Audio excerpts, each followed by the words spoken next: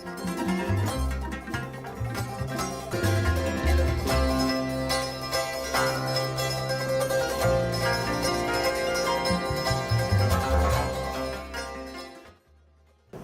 Excellencies, ladies and gentlemen, good afternoon and welcome back to the afternoon part of our conference today. I hope you all had a good lunch and good discussions here in the break, but abiding by the biblical truth that man shall not live by bread alone, we now continue with the intellectual food, the food for thought. The third and last panel for today is about the historical justification of EU membership in Central Europe. The panel will be moderated by Mr. Szabolcs Takács, on the right, Deputy State Secretary and Political Director at the Ministry of Foreign Affairs of Hungary. Mr. Takács has graduated in English Language and Literature in 1999, and afterwards he went on to pursue further studies in international relations and political science before joining the Ministry of Foreign Affairs in 2002. Initially he dealt mainly with Asian and African affairs and the Arab world. After serving as Deputy Head of Mission in Qatar, he returned to the headquarters in 2009 and rose from the ranks to become Deputy Secretary of State in 2012 and Political Director in 2013.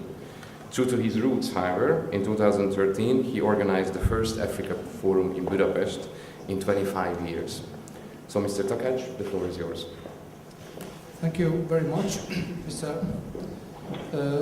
Prime Minister, distinguished ministers, excellencies, ladies and gentlemen, welcome to you all back to the conference. I hope you had a good lunch and substantial, fruitful conversations during lunch. I'm very pleased and very honored to be in the company of so many distinguished ministers, iconic figures of European and Central European political life. It is my privilege to calibrate, to moderate a debate, and I try to follow the highly intellectual lines of previous panelists and moderators. This panel is about Central Europe, Central European identity, and as the organizers of the conference put up the question, was it justifiable that Central Europe, Central European countries were accepted to the European Union 10 years ago, the anniversary we are celebrating this year. I would like to welcome very warmly the distinguished panelists, ministers. I'm going to introduce them briefly, although I believe that they do not really need any introduction to any of you. If I may just have some introductory lines to the discussion today afternoon. The first question is articulated whether it was justifiable that Central European countries have become members of the European Union.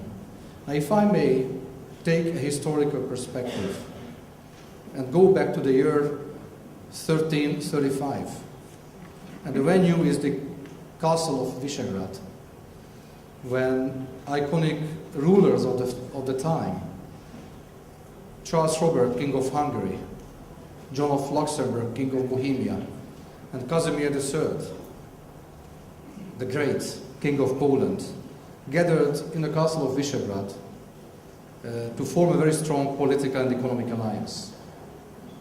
I think this mere fact already justifies that these countries have always been part of Europe.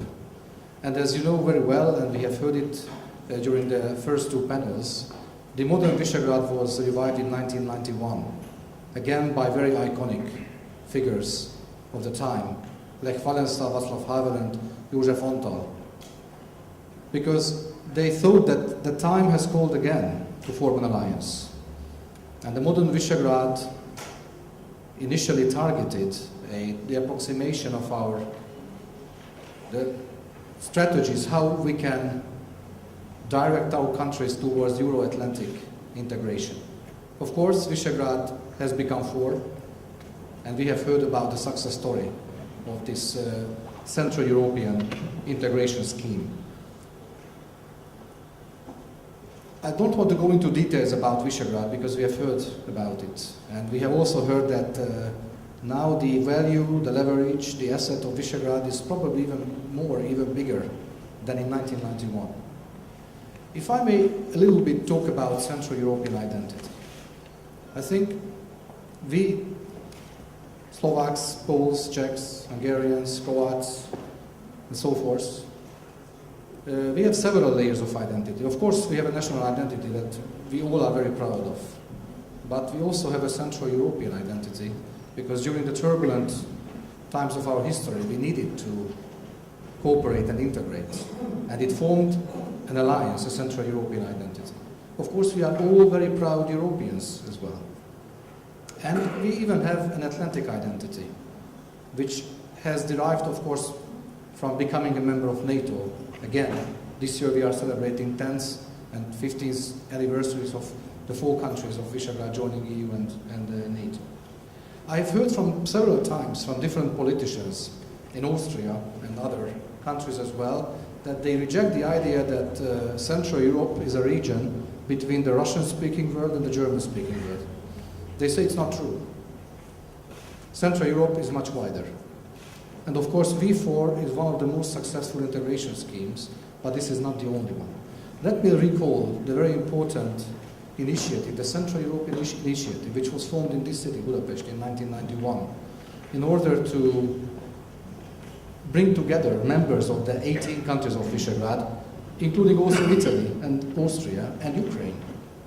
And today, when we are meeting in the V4 Plus format with the foreign ministers and deputy ministers of the Eastern Partnership countries, let me also recall that 3 of the Eastern Partnership countries are also members of the Central European Initiative. So I believe that Central European region and Central European identity is much wider than only Visegrad 4. Of course, the question was put up whether the Big Bang enlargement of 2004, when 10 of the countries of the present European Union have become members, have the expectations been fulfilled? How do we evaluate? How do we assess the last 10 years? And what is the perspective? What is the view from Austria, from Italy? And what is the view from Ukraine? The Ukraine that we have heard a lot about today, and I'm quite sure that in the coming weeks and months we will talk a lot about Ukrainian identity, whether Ukraine will belong or not. And when I said Russian-speaking world and German-speaking world, it's certainly more timely than ever. In this panel, I have the honor and the privilege to welcome 4 former ministers of 4 very important Central European countries. And with this note, I would kindly ask the first panelist, the first speaker, His Excellency Karel Schwarzenberg, Prince Schwarzenberg, to make the first intervention. But before that, let me just briefly say a few words about His Excellency Schwarzenberg. Of course, he's an iconic and very prominent face of Czech foreign policy, Czech diplomacy. He served twice as foreign minister. The latest time it was between 2010 and 2013. And since 1979, he has been the head of the House of Schwarzenberg, who lived from 1948 to 1990 in Austria, where he was also involved in politics as a member of the Austrian People's Party.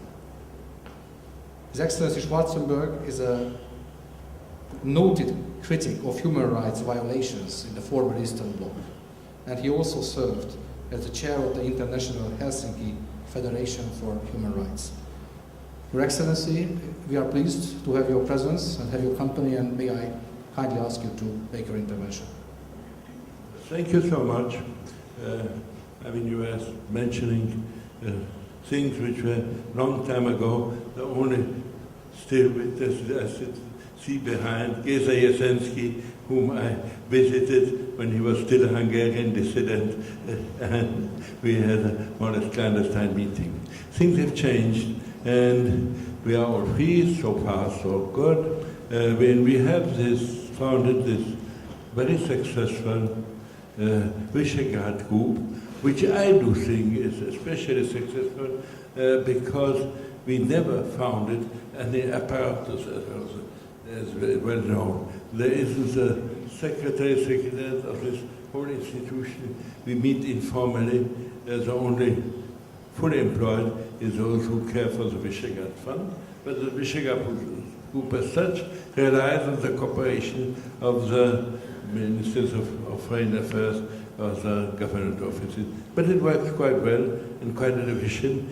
And I was present in Visegrad when it was founded nearly a quarter century ago. And I remember several times in the meantime they predicted that it is a dying institution, that when we entered the European Union, that it makes no sense anymore. I always said it makes sense.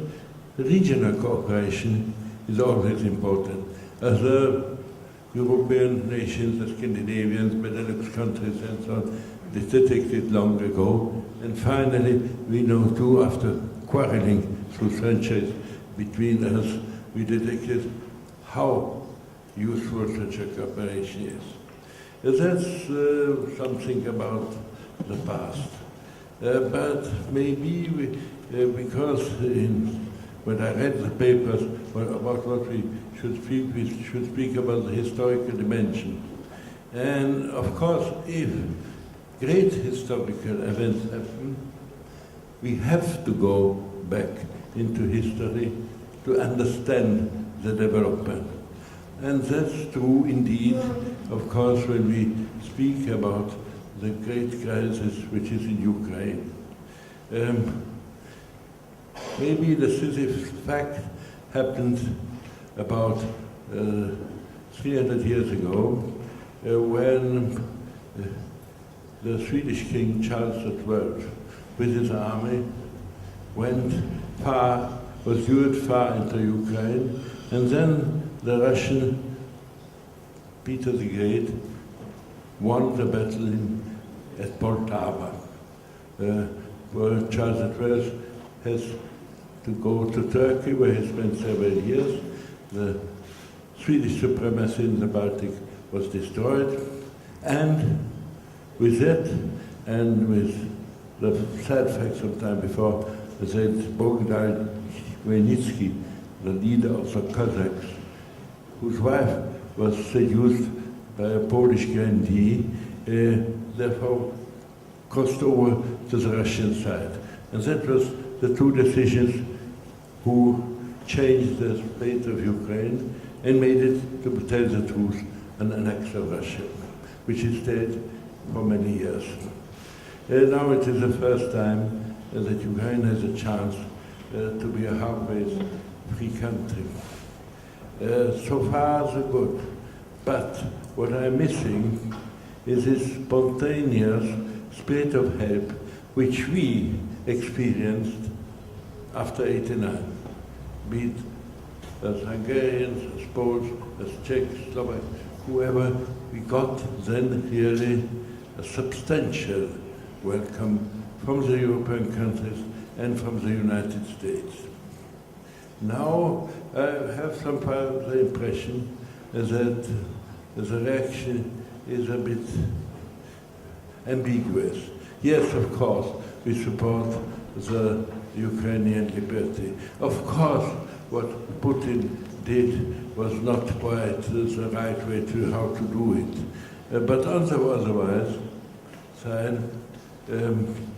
we hear the same voices of understanding for national ambitions, for the right of a great power to have their politics as they need it, as we heard in the 30s. Indeed, when we have studied for a long time Central European history, what I did in former years, when I still lived in Austria, peaceful existence as a tree farmer, I had the time to read a lot of books about the 20s, 30s, before World War, before Second World War, how the way was with these catastrophes. And it is really surprising to see the parallel, on one side, between the arguments of, you hear today from the Kremlin, and you heard in the 30s from Berlin, and the same meek answers and reactions from the West as it was in the 30s. Be it in the case of Anschluss of Austria, it was the same like in the Anschluss of Crimea, full of understanding. Anyway, there are living Germans there, anyway, there are living Russians in Crimea. Both is not perfectly true, but it was a useful argument. Anyway, they wanted to wish it himself. Both cases, there was a referendum with over 90% results, and so on and so on. But of course, you know, the history went on. Next, what Hitler tackled was Czechoslovakia, and when this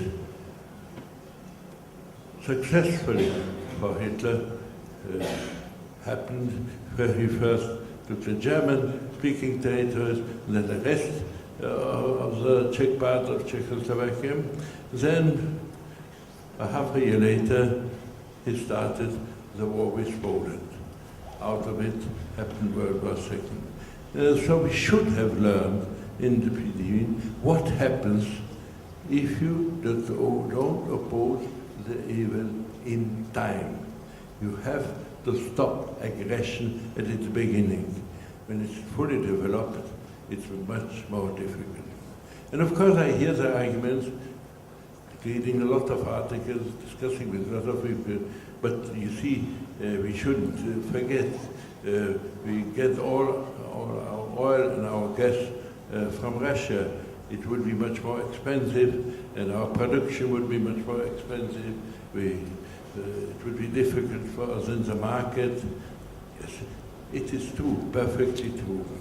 And if I even dare to say that in face of blatant aggression in midst of Europe, we have to rearm ourselves, because the illusion that we will for all times be protected by the United States, that we are under the umbrella of the United States, which was true from the 40s till the 80s. But in the meantime, as the United States detected that the Pacific basin is much more important for them than the Atlantic area, and second, they detected that Europeans are really rich enough to care for themselves, they are slowly reducing the engagement, to astonishment of the Europeans who thought they will be forever under American umbrella, and they can produce and sell and be prosperous economically, and they don't need to care for their security themselves. That's the problem of the Americans. Understandably, this game is the music for the Americans, and they are clearly now saying to us, you have to defend yourself, and if you don't do enough yourself, we won't help you either, which is perfectly understandable. Our security is our problem. And of course, it will, again, cost some money. Yes, it is true, we will have to spend in the next years, decades, much more money on our own defense than we did in the last 40, 50 years. It's true. But may I remind you something? Our fathers and grandfathers, when they fought for their liberty, they were killed and wounded. There were bloody battles. They offered really their blood and their life for the liberty of their countries. And it's especially here in Budapest we should speak about it, because being the oldest in our discussions here today, I very well remember the year 56, the year of the Hungarian Revolution, where I had, I would say, the honor to serve on the Hungarian-Austrian frontier, helping the students of Magyarország and Budapest when they needed, helping the wounded whom they came, whom we transported to hospitals. Then, when the Russians were going out of the swamps, the refugee, somebody who saw in 56 bleeding Hungary, and the heroic fight of the Hungarians for liberty themselves, that leaves him an impression for his whole life. And it was a forming impression for me, I will admit it openly. And therefore I know we have to defend ourselves. We have, in each generation, we should remember, in each generation wants to fight for its own liberty. And if we will have the incredible luck that our fight for liberty of Europe, and Ukraine is a part of Europe, and it will be cost us only more money spending on our defense, more money spending buying oil and gas and other things from other parts of the world than Russia. God, we will be a very happy generation. And we should pray each day in the evening, thank you, our Lord, that we don't have to go into a war. But we have to do something to stop war before it starts. What our grandfathers in the 30s forgot. They so long didn't do the right thing till the war was there. We should have learned from it. So please let us really, as we were admonished, learn from the history. And you see, if you have been in Kiev, I had the great joy to be in Kiev, to be on the Maidan in Kiev. I hope to be in a fortnight against them. And if you saw these 100,000 people who were really, through the worst of weather for weeks, demonstrating on this place for their own liberty. I don't think even that the most important thing for them was being members of the European Union. Few people have really an idea what it. But what they wanted to get rid of a beginning dictatorship, to get rid of a totally corrupt regime. It was really a fight for liberty.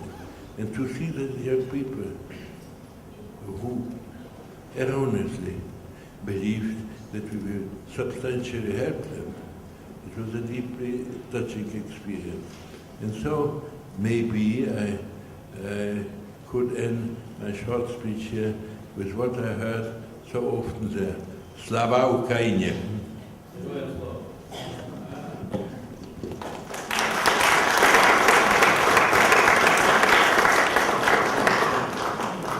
Thank you very much, Excellency, for your inspiring words and historical perspective, which truly reminded us of our responsibilities here in Central Europe. If I may, again, take a very short personal example. In my professional career, I had the pleasure to accompany many people here in Budapest, and if I may recall two very important figures of international politics, the former Secretary General of ASEAN from the Southeast Asian region, and the cleric from the Middle East, the Patriarch of the Maronite Church in Lebanon, Bishar Boutros al-Rai. They were both very knowledgeable experts of our history, even more than me. And both of them, independently from each other, said that reading the history of Hungarians, and Your Excellency, you mentioned 1956, we learned that when you either belong to the East or to the West. When you belong to the East, you do everything to break your chains and break out of this prison and become free. But as soon as you manage to do it and join the Western club, you immediately want to change the rules. That's probably true of us. But I think that's normal, because we are all European and we all want to shape the face of Europe in a way. I can recall times not so long ago when, and even nowadays, I have to explain that we are not Eastern Europeans. When they call us Eastern Europe, we always say, no, this is Central Europe. If you look at the map, we are Central Europeans. Now, what is the assessment, what is the view from two countries in our vicinity, which have always been the showcase of the West to us, Central Europeans, even during the times of the Iron Curtain? Italy was one of these countries. I think we Hungarians and Slovaks and Czechs, we had the most intensive social contacts with these two countries for obvious reasons. I would like to ask His Excellency, Mr. Franco Frattini, former foreign minister, vice president and European commissioner, to give us his views on that, how Italy sees Central Europe. What is our responsibility, what is our role, how can we shape and maybe change the face of Europe a bit, especially in the times of the upcoming Italian presidency, when we all know and we are all aware that a lot of challenges are coming from the wider neighborhood, from the Middle East, from North Africa towards Europe. And during these times, how can we balance European response to those challenges and the challenges that is coming from the East, which is certainly ruling the agenda of international politics now, and of course talking about Ukraine. How can we balance that, and how do you see the responsibility of Central Europe in that? If I may just very briefly also give a very short introduction to His Excellency Frattini. He is an Italian politician and diplomat. He served several times as minister, junior ministers in the several Berlusconi governments, as also the government of Mr. Dini.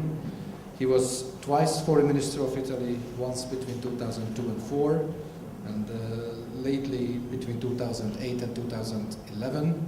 And of course, between 2004 and 2008, he served as Vice President and European Commissioner for Justice, Freedom and Security. Your Excellency, may I kindly ask you to take the floor?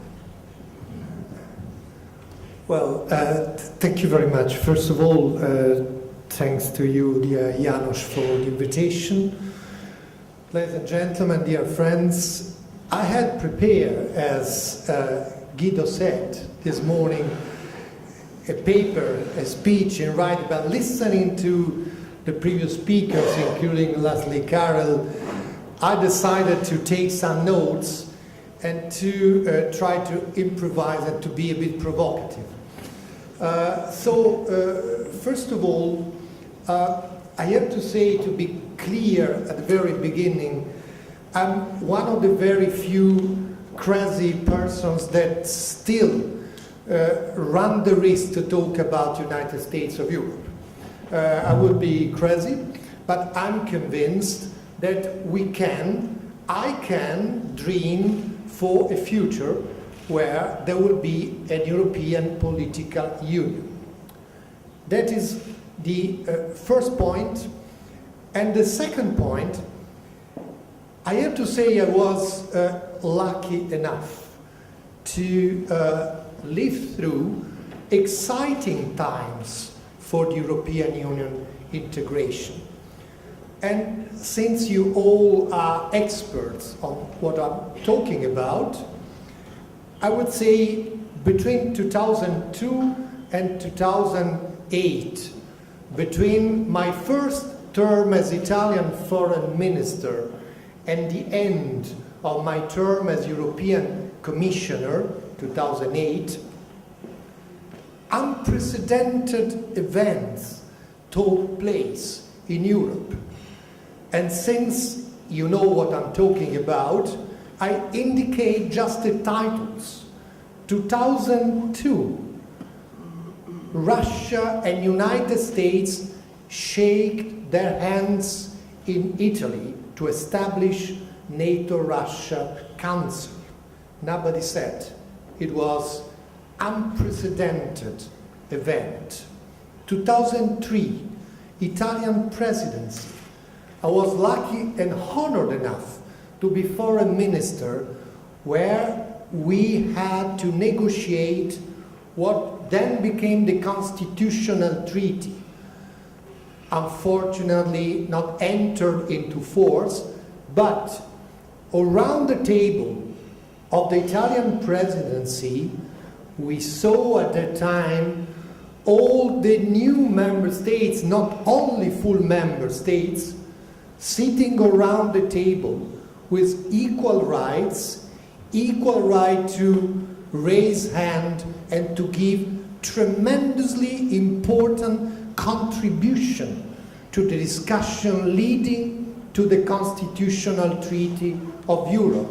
This was the very first time where the 10 member states that became full members in 2004 had their seat around the table to decide one of the most important points in the future of European integration, the treaty that became later the Lisbon Treaty.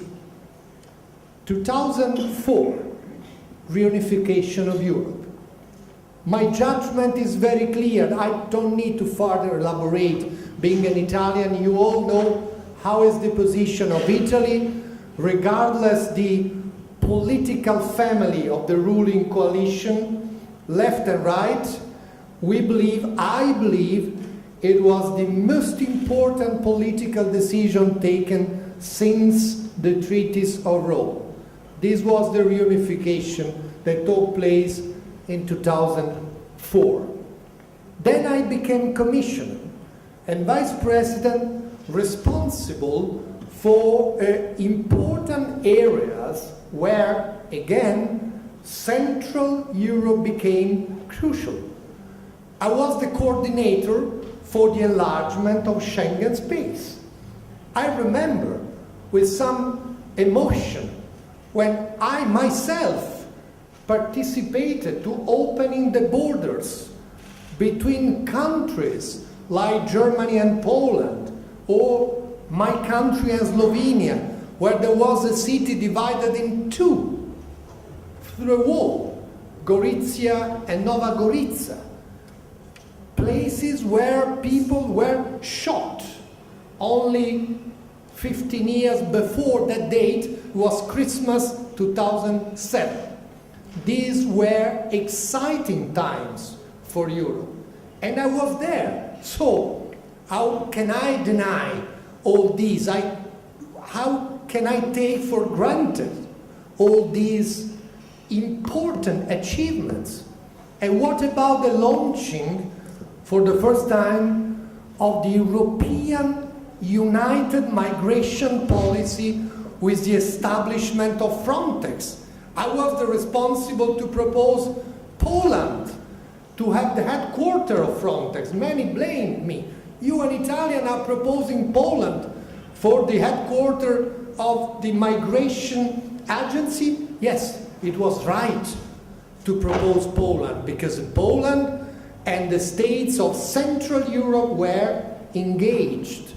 They felt at that moment migration was not only an Italian or Sicilian problem, it was an European issue.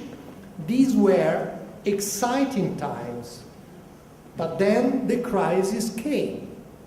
I've been back to the Ministry of Foreign Affairs in Italy, and now, exactly because I'm one of the very few that still dream of United States of Europe, I have to say I'm not an Euro-skeptic if I'm deeply disappointed for what happened before that moment of really real and great progress in European integration.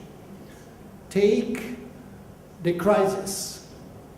The majority of public opinions in our states, including my country, in Italy, did not understand that making sacrifices and keeping public spending in order should be made for the interest, for the good of citizens, not for the sake of Brussels.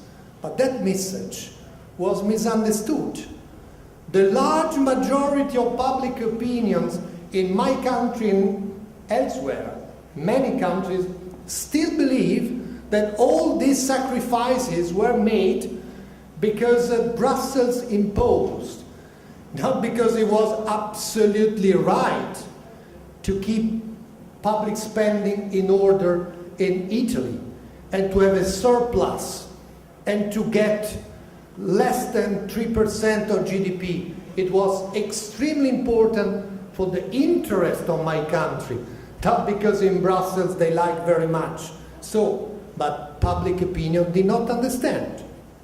And so, other consequences, as Guido said this morning, are of political nature.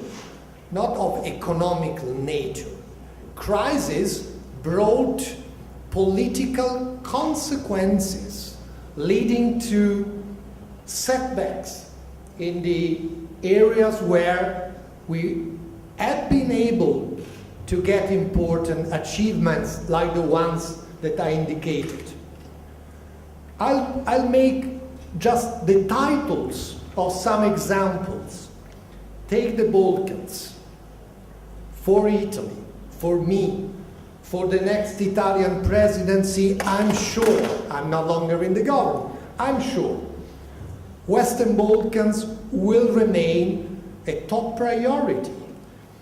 I was in Saloniki in 2003 as foreign minister of Italy when the Greek presidency launched an European strategy of membership of Balkans.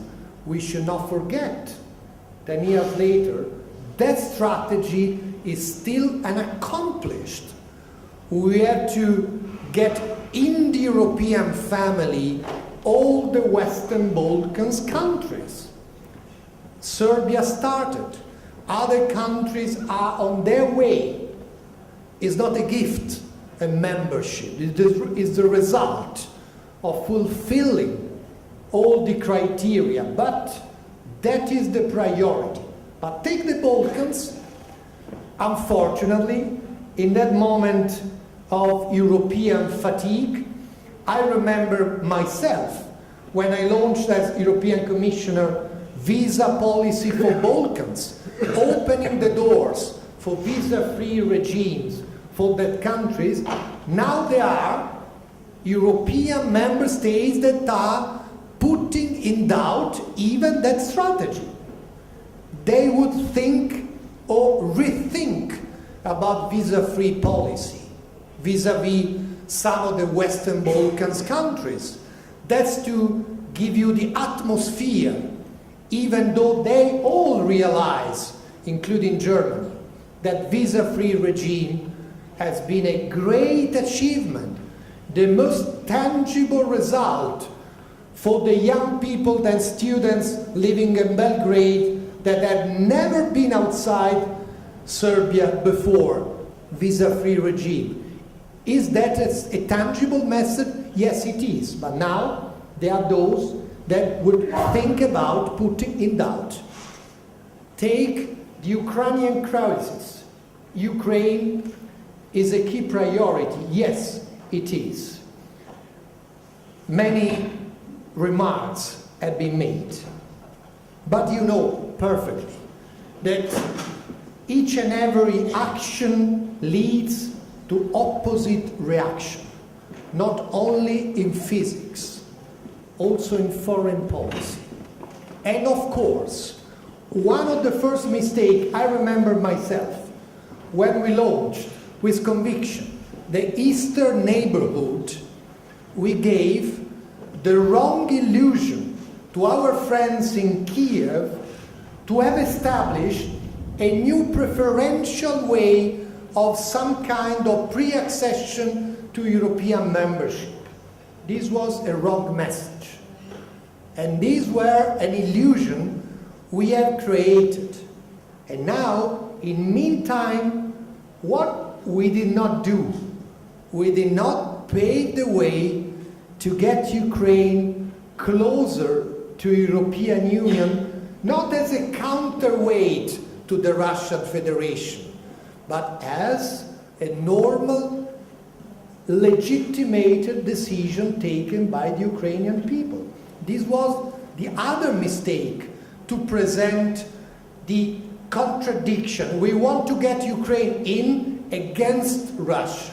There was a mistake. In the meantime, we did not take into consideration our vulnerabilities. And our vulnerabilities, and I'm talking about energy security, are still there. Mikulas was very right to talk about energy connections, but we are still very much behind what we should do on interconnection, on pumping back gas to Ukraine.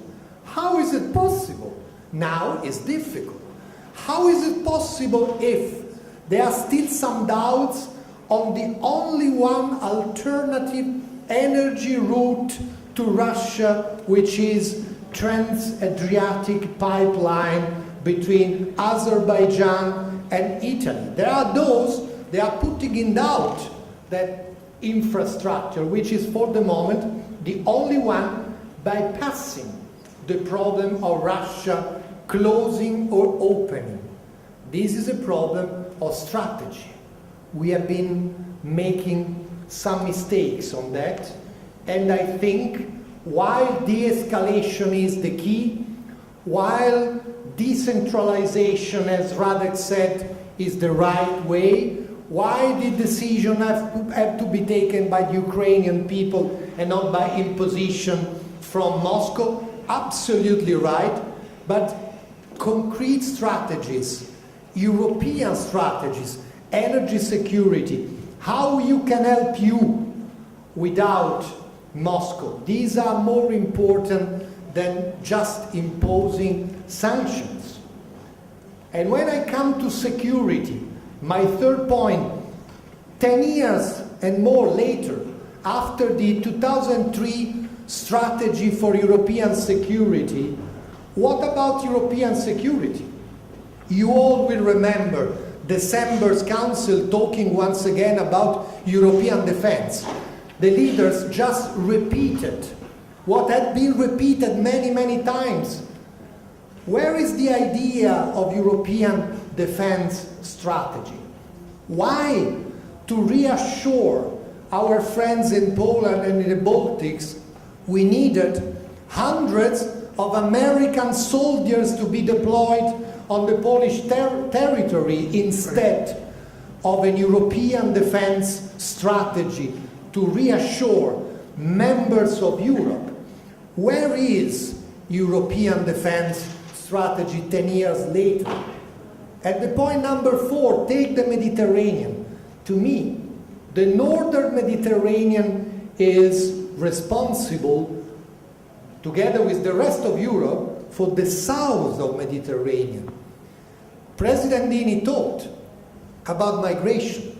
I remember myself at Frontex with the cooperation under the leadership of the European Commission. I was the commissioner, with the cooperation of 13 member states, when Spain was under the heavy pressure of migrants coming from Senegal and Guinea to Canary Islands. We were able to mobilize 13 member states.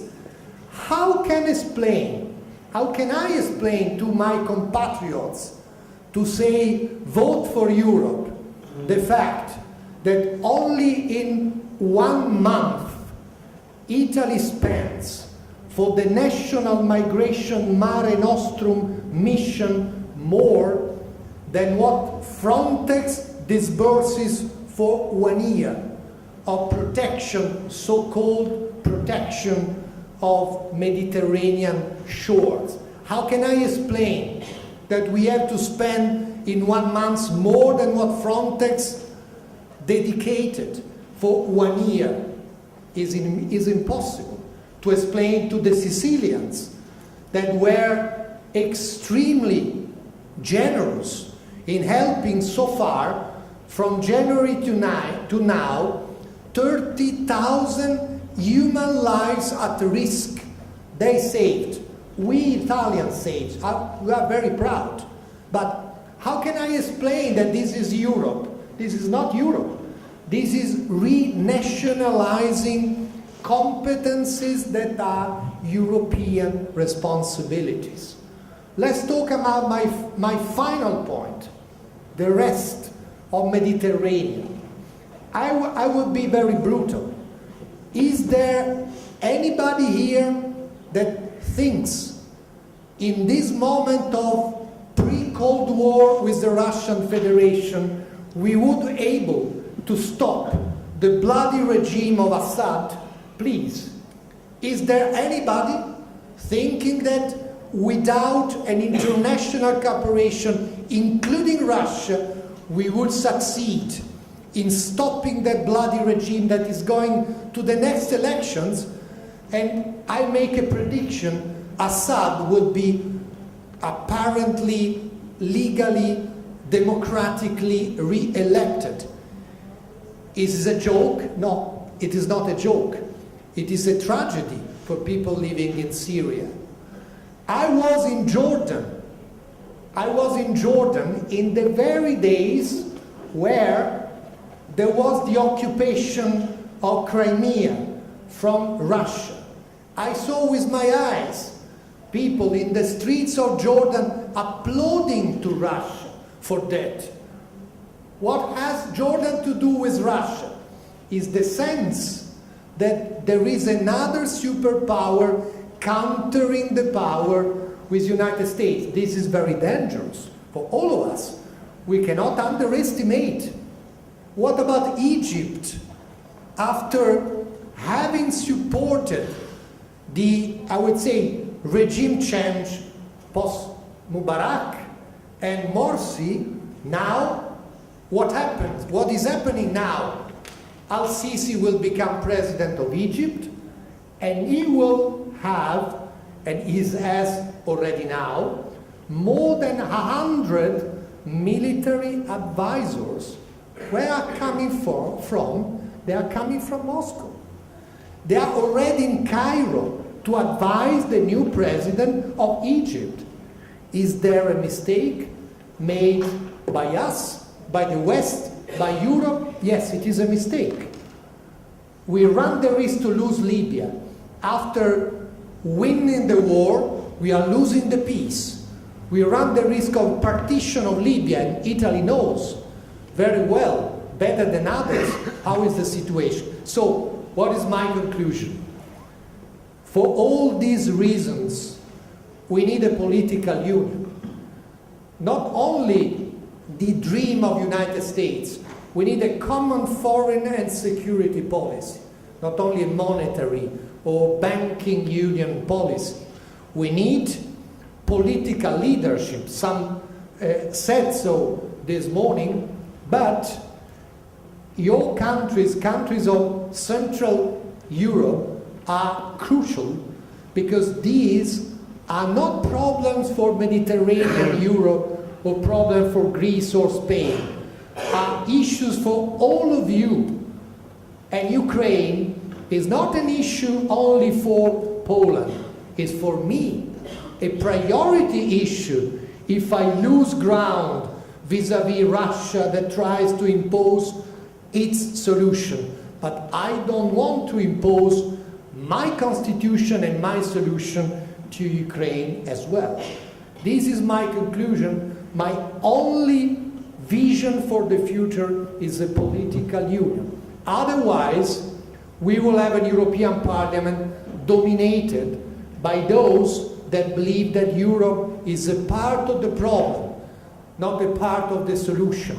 And it's very easy to explain why it's part of the solution in light of the examples that me, as a Euro enthusiastic, just made. Thank you very much.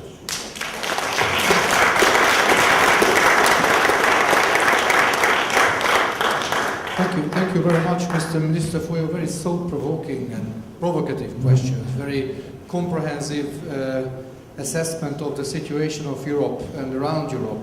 A lot of interdependencies that you spoke about. You have put up a lot of provocative but very credible questions. Questions like, what about European security? Where is the idea of European defense strategy? And the title of this conference is Opportunities Seized, Opportunities Missed. You also talk about the failure of Europe to respond credibly to the challenges in the Western Balkans and in the Eastern Partnership area. I think we in Hungary, and I'm quite sure that all our Central European partners fully subscribe to that. We believe that the integration Europe is unaccomplished business. It's not done until the Western Balkans and our Eastern Partnership countries, on their own will and decision, will, of course, fulfilling all the criteria, will become members of the European Union. We will not see peace, stability, social and economic development in these countries. I certainly agree with you that we have to be more strategic, send very strategic, clear, straightforward answers to these partners, like the visa liberalization policies that you yourself, Excellency, launched in some of the countries. I'm very pleased to see that today, and let me also recall the distinguished audience. I think it's a very important day because today the leaders of Europe signed a visa liberalization agreement with the Moldova. And now Moldovans will be free to come to Europe. Europe will not be a fortress anymore for them. And this hopefully will contribute to the further stability and security of Europe. Now with these words and with these notes, let me turn my attention to our next panelist, Dr. Werner Vasslabend, former Defense Minister of Austria. Dr. Vasslabend was from 1990 to 2000 the Federal Minister of Defense of the Republic of Austria, and he's the longest serving Minister of Defense.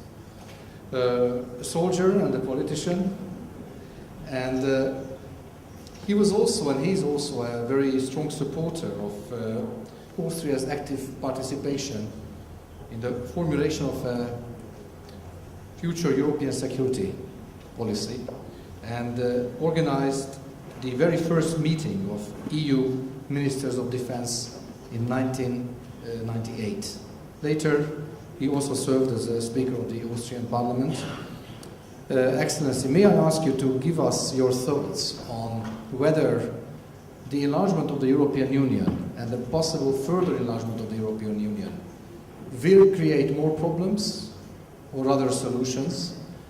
Was it seen, or has it been seen, as Europe becoming more secure, or just on the contrary, more volatile? I think these are very challenging times that we live today. Excellency, may I ask you to take the floor?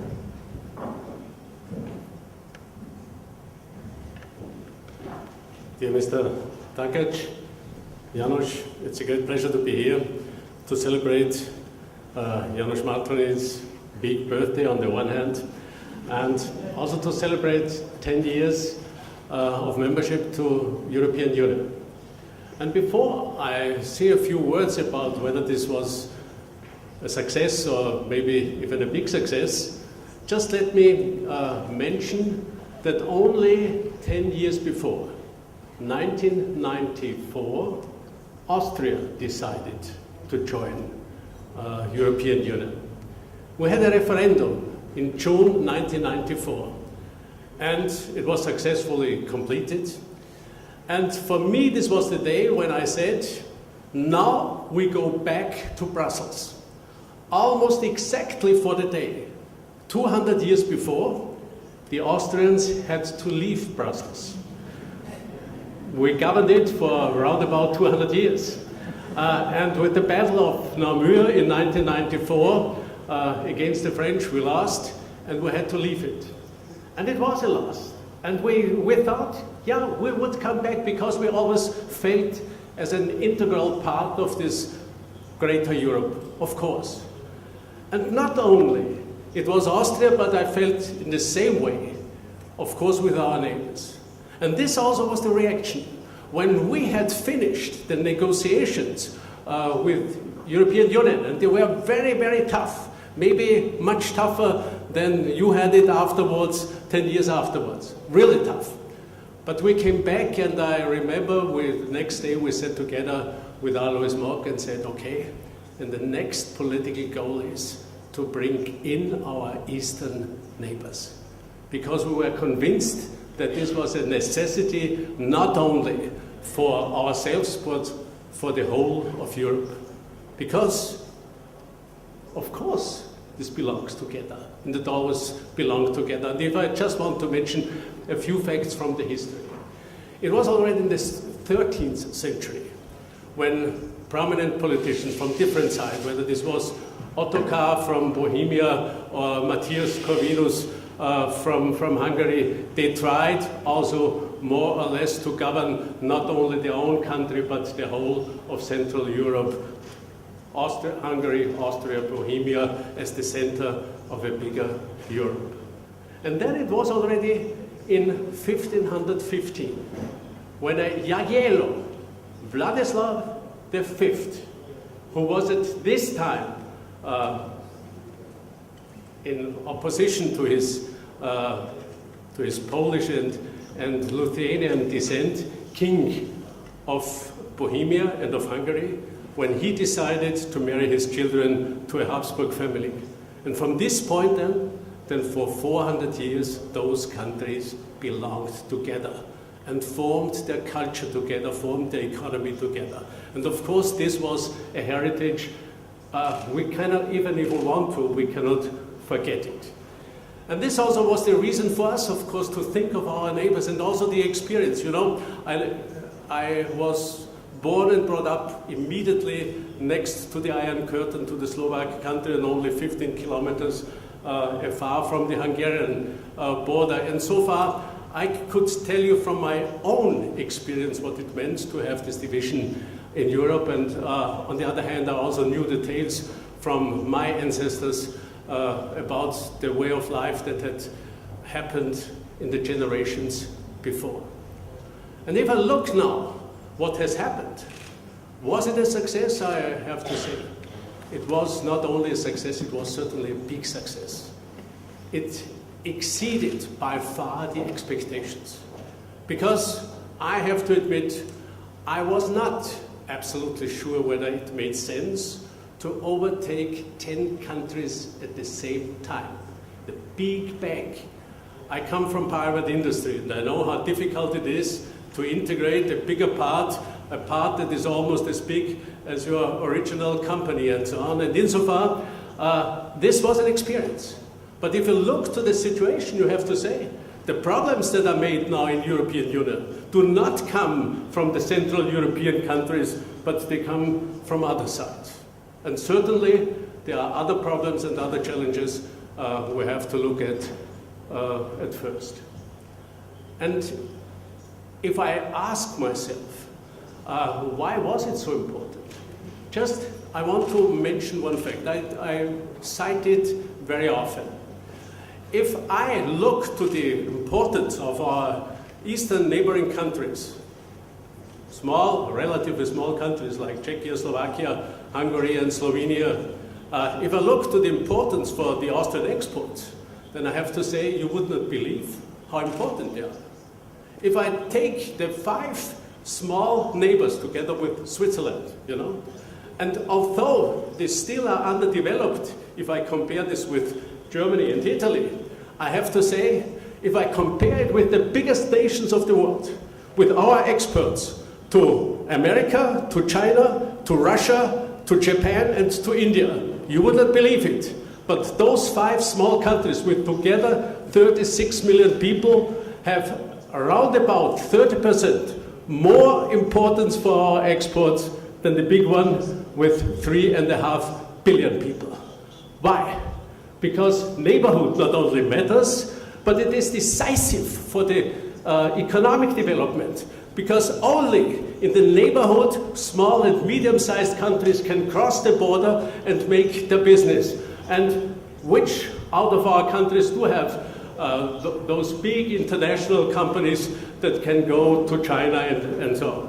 But across the border, you can go, just as Mikola Charinda mentioned, buy something, as I do also now, just go on a Sunday or a Saturday weekend to Bratislava, buy a coffee, and maybe my wife buying a pair of trousers or a blouse or whatever, and go home after 1 hour. This is the life nowadays.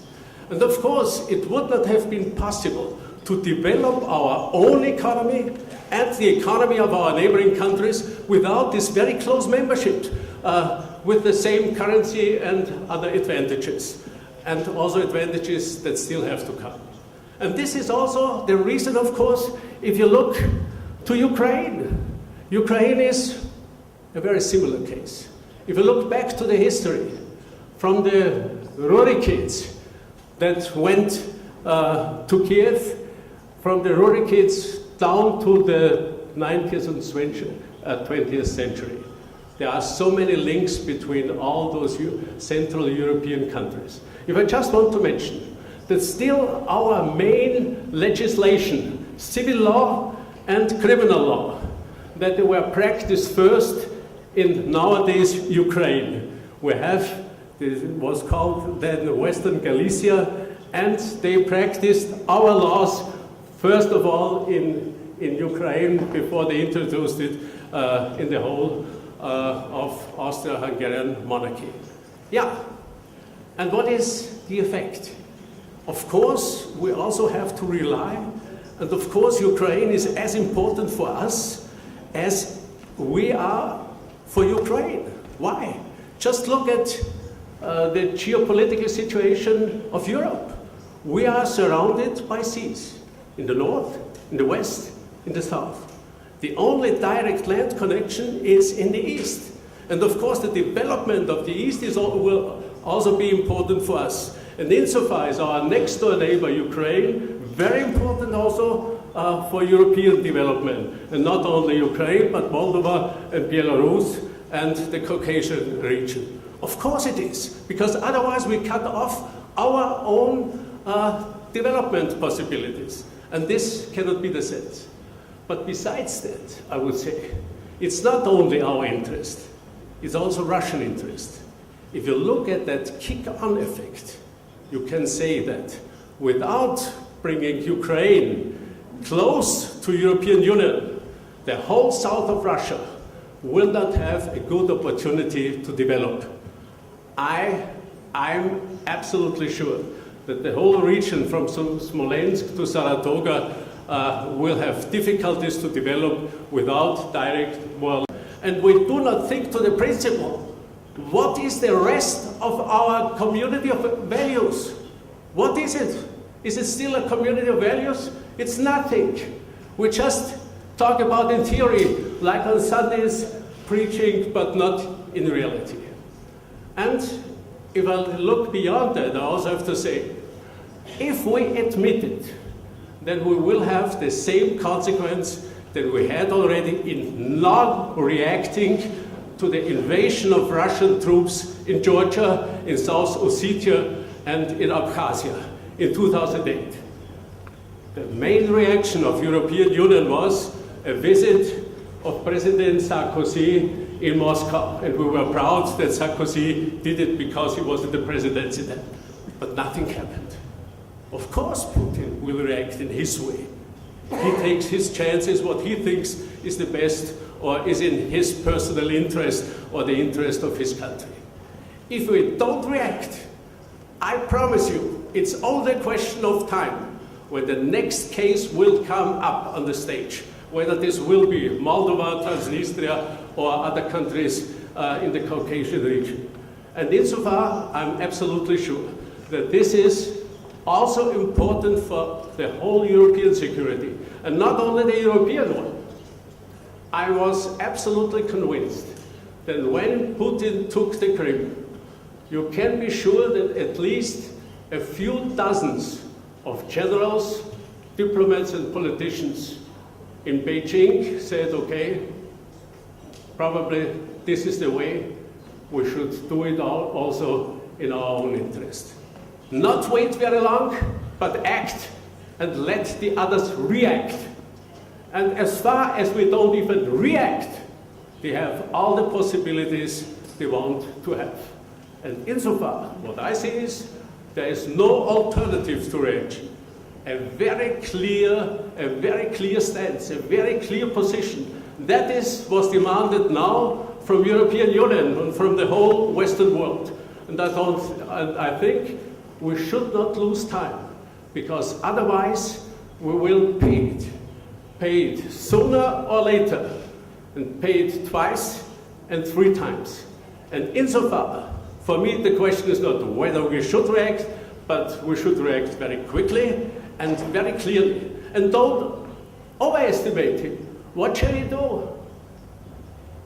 If I look at the performance of the Russians in South Ossetia and Abkhazia, then you could see that Russian possibilities are very limited also nowadays. But I do not want to go into even the case of discussing a military event between Western European countries or America and Russia. This is not necessary. He will not dare to do anything. He cannot allow himself to march in and fight battles with tanks against Ukrainian people. Absolutely impossible. What is needed is a clear stance, is a clear position. And then this also will be the first and best step to go into a common European security and defense policy. The practice will show it.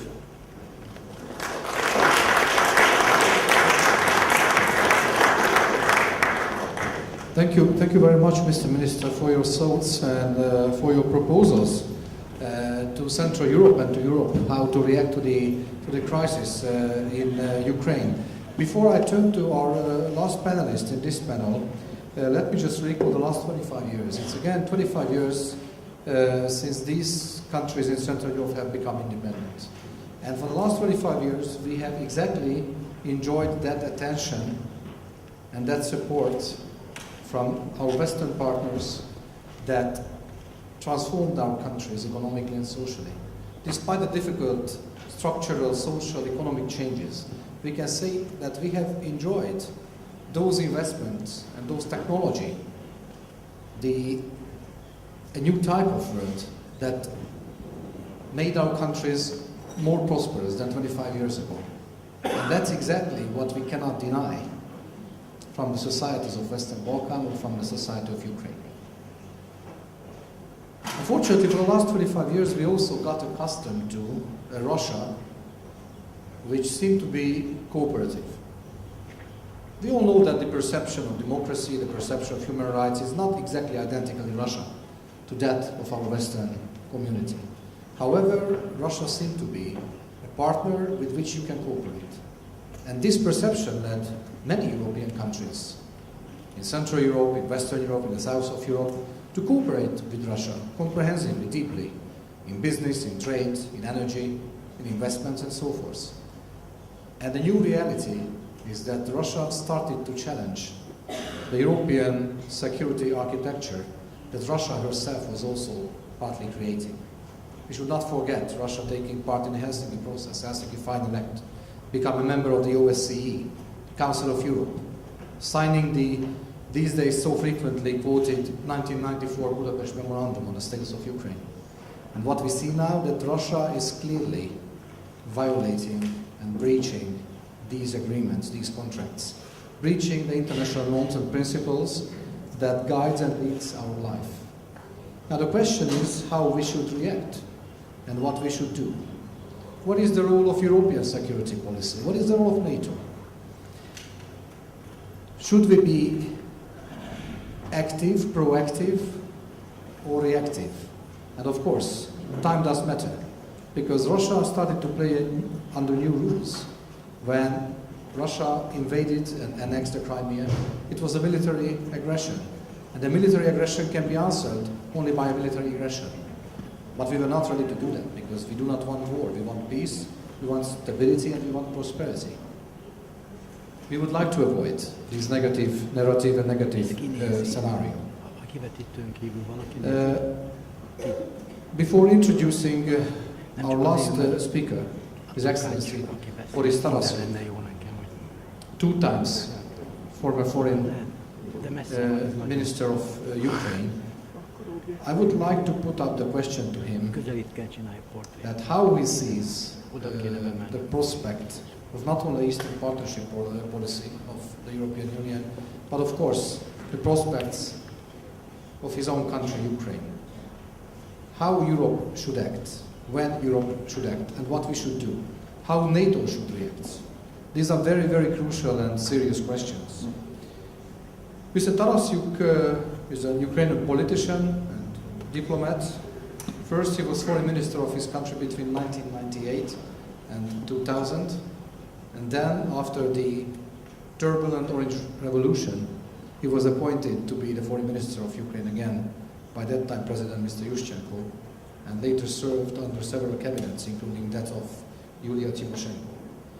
Mr. Tarasyuk is a Ukrainian politician who has a very clear European orientation and European voice, an iconic figure of Ukrainian foreign policy.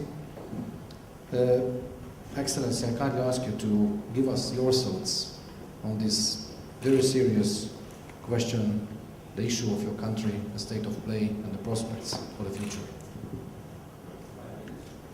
In 15 minutes, if I may. We started a bit late, I think. I have to play with the time. I'm turning to the organizers of the conference. Thank you, Excellency. Jó napot kívánok! Dear friends, this is a special visit for me to your beautiful country, to Hungary, and I cannot but mention a couple of dates which were already expressed yesterday and today. 10 years, 15 years, 70 years. All those dates were connected and are connected with Hungary, its modern history, and with Hungarians' outstanding personalities, among whom I would like to mention János Mártonyi. I remember also another date which was mentioned right now by our moderator, 25 years.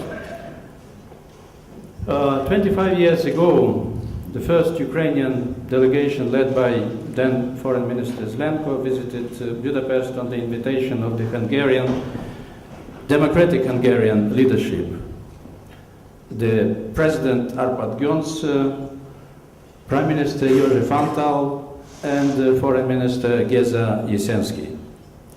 I remember quite well this visit, and as a result of this visit and after this visit, I was very closely involved into the development of modern Ukrainian-Hungarian relationship. And I fall in love with Hungary and Ukrainian-Hungarian relationship. So the fact of this was demonstrated by me when, in both cases, when I was elected as Foreign Minister of Ukraine, the first country and the first capital I visited was Budapest. Dear colleagues, dear friends, the question raised to me, what are the perspectives of Ukraine and how EU and NATO should react? This is not an easy question posed to me, but within the time allocated I will try to respond to this question.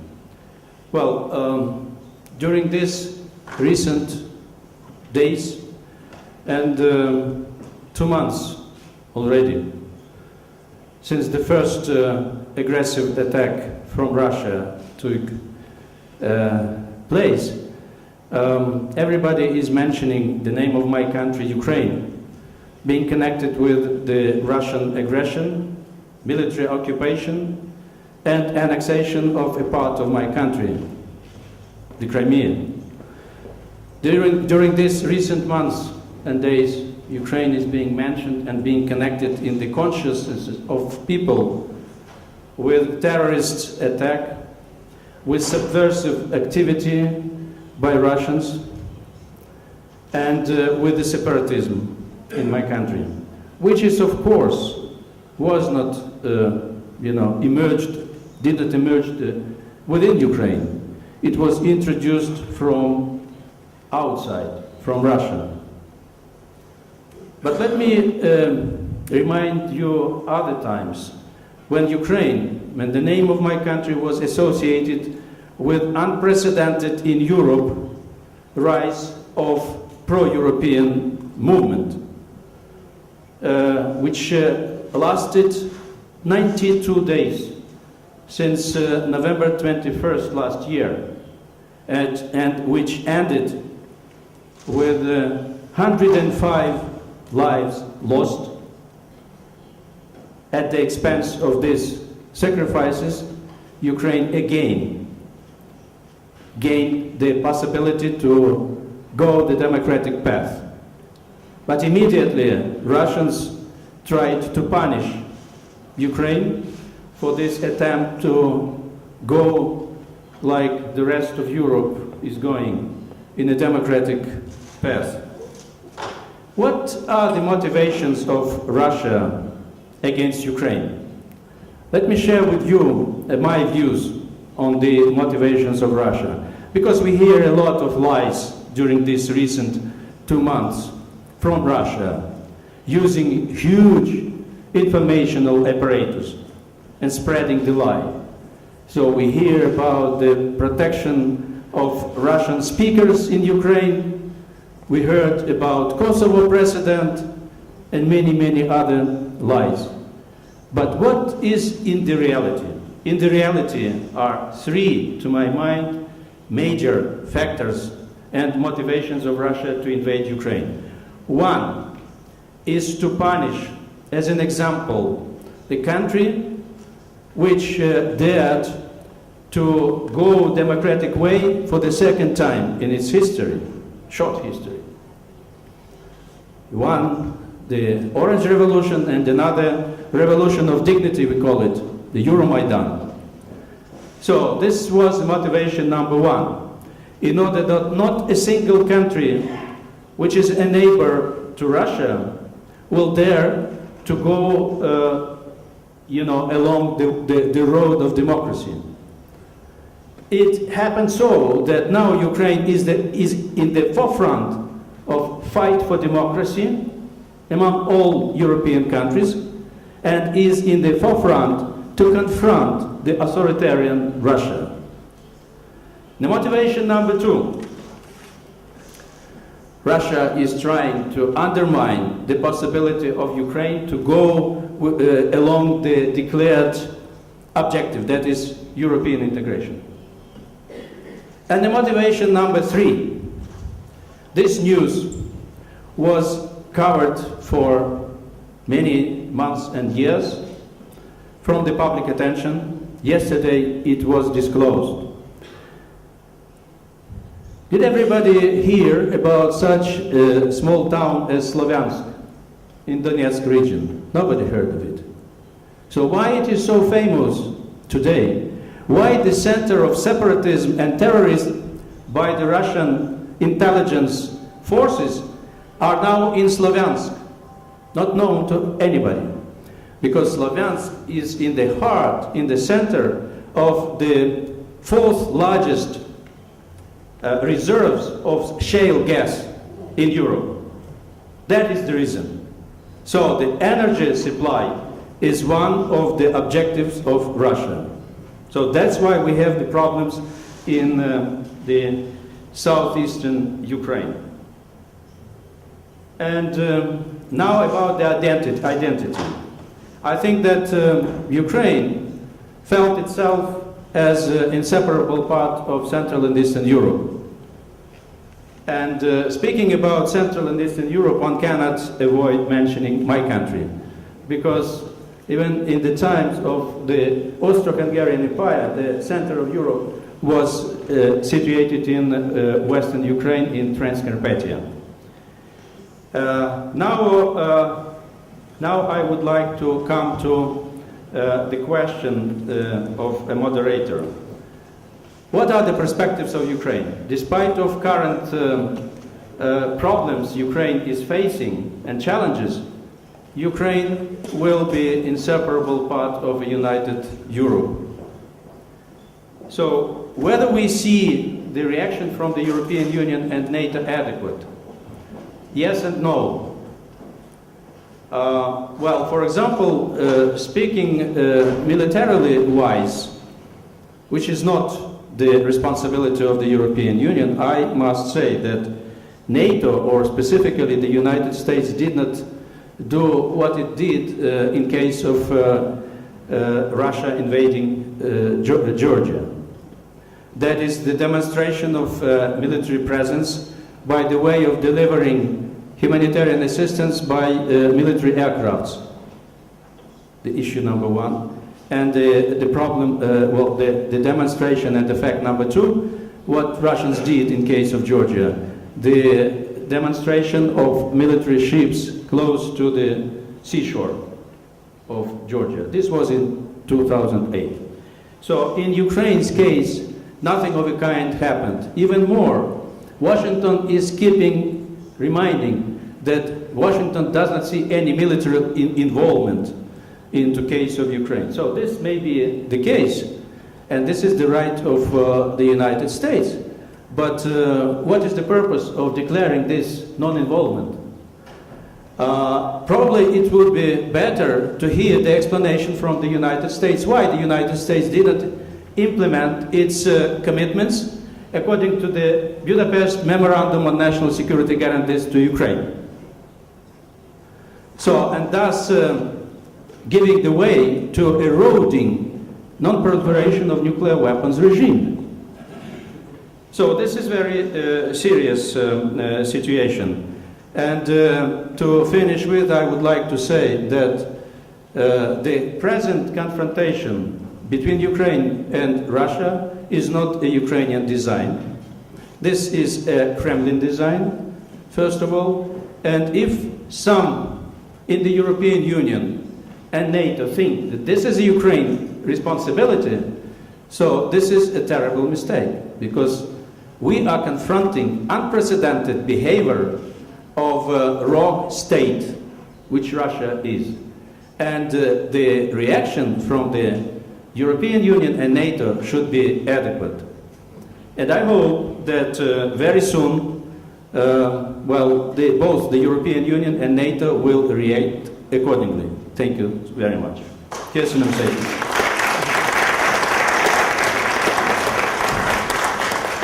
Mr. Minister, thank you very much for your thoughts. I believe that the response that Europe and America has given so far is certainly different from the actions Russia showed for the last couple of weeks and months. But simply because probably the perception of conflict management is different in Moscow and different in the West. They react militarily, aggressively, while we would like to create a room for maneuver. And that's why both the European Union and the United States of America implemented a gradual response, leaving time for leaders in Moscow to think it over, whether they would like to escalate or de-escalate. But unfortunately, what we have seen in the last couple of days, and even these days as we speak, this time as we speak, is further escalation of the conflict, and no real ray of hope for a negotiated and peaceful resolution of the conflict. I'm quite sure that eventually Europe and America will react. Of course, the time frame is not irrelevant, because we cannot allow any more casualties in any terms to Ukraine. But if Russia goes along this road and further escalates, I'm quite sure that Russia will eventually be the loser of this conflict. The question is when and under what circumstances. In the meantime, I can certainly assure you that we all, European Union, Member States, Central Europeans, we fully subscribe to the full territorial integrity, sovereignty and independence of your country, and the free choice of your people to choose their way of life, and we need to give all the political, economic and other supports to achieve that. Unlike Ukraine, the moderators of the panels are not sovereign and free independent people, so I turn to the organizers of this event. If we have time for one or two questions, or we should conclude the panel. We started a bit late. One question I was given time for one question. So I'm asking the distinguished audience if any of you would like to put up a question to our distinguished panelists, and this is the opportunity that you have to seize. All right. Well, if not, then I would like to once again express my gratitude, our gratitude to all of you distinguished ministers for coming to Budapest, sharing your thoughts with us, and I wish you all the best and hope to see you back in Budapest sometime in the near future. Thank you very much. Thank you very much for this invitation. Let's face it, we have the great changes in the 89-90. We had a small change in Europe, which was 10 years ago. And we have again a change of the tide. We have 25 years peace and absence of violence ended in Europe. We're entering a new era.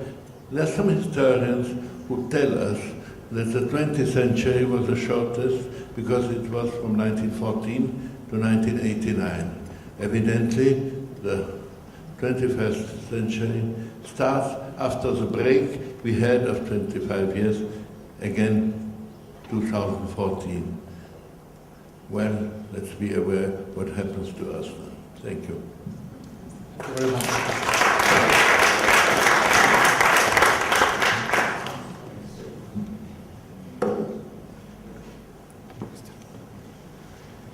Ladies and gentlemen, thank you very much for your attention. And as the last order of today, I will wait a second. I'm sorry. I would like to ask Minister Martonyi to give us his concluding remarks to wrap up the conference.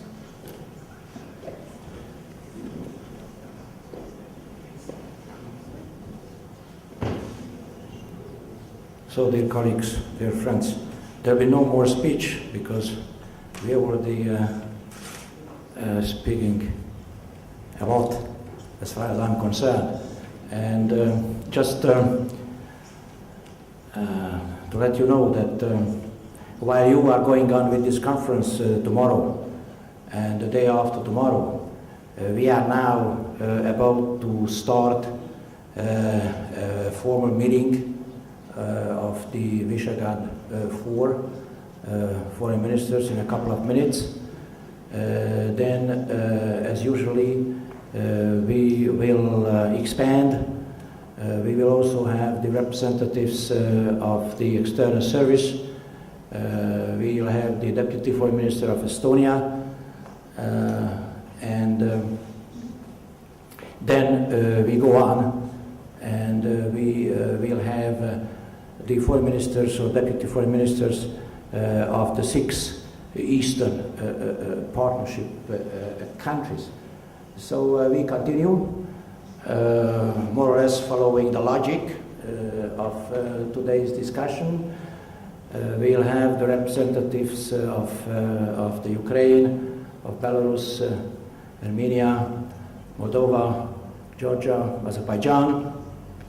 That's the Eastern partners, which is, as you all realize, it's a very diverse group, but still the strategic approach and the policy behind is the same. So I don't want to sum up today's discussions. In any case, it would be an impossible task. And in any case, as I said, the conference will go on. And more knowledgeable persons will continue these discussions tomorrow and the day after tomorrow. One impression which I gathered immediately was that the 10 years changed the world and changed Europe. If we recall same or similar conferences or colloquia we had prior to 1st of May 2004, then we were always handling separately European integration process, what were the basic dilemmas or achievements or problems, and then we came to Central Europe or indeed to our own country. So we always separated the two subjects.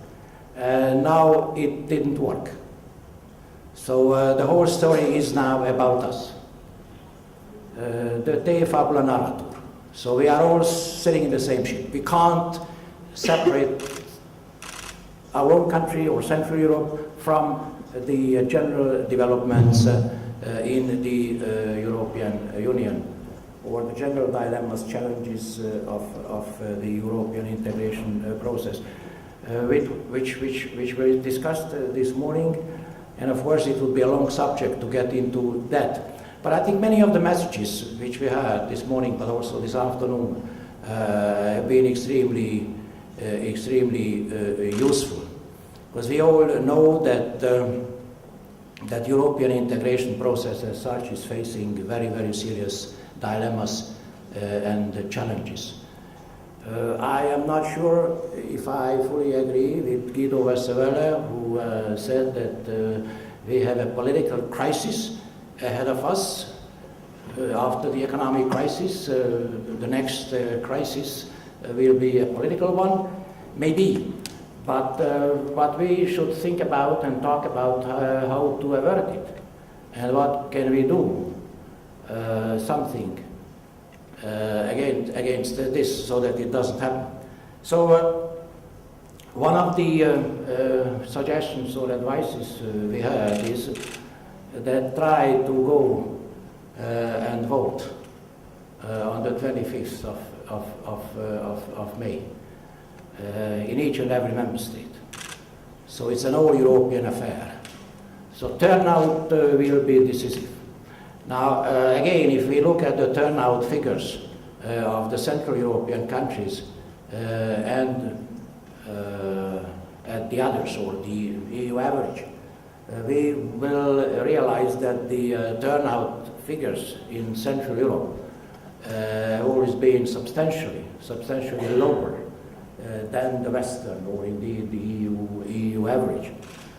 By the way, Hungarian figures were slightly or somewhat higher than the Central European figures. But I believe that, especially in this situation, it will be extremely important that the turnout be higher, and the legitimacy of European Parliament and more generally the European institutions is or will be thereby increased. I'm not going to speak about the other challenges or dilemmas we are all facing. Lots of ideas and suggestions have been made and will be made. My basic approach is unchanged. I think that maybe the most important thing now is to respect the treaties and respect each and every element of the treaties, including Article 4, Paragraph 2 about national identities. Respect diversity, respect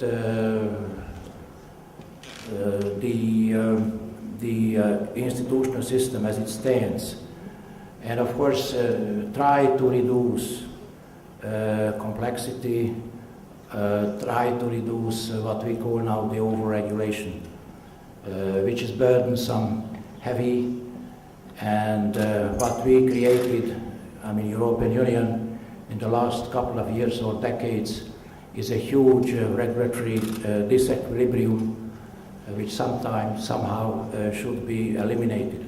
Much has been said and will be said about economic disequilibria.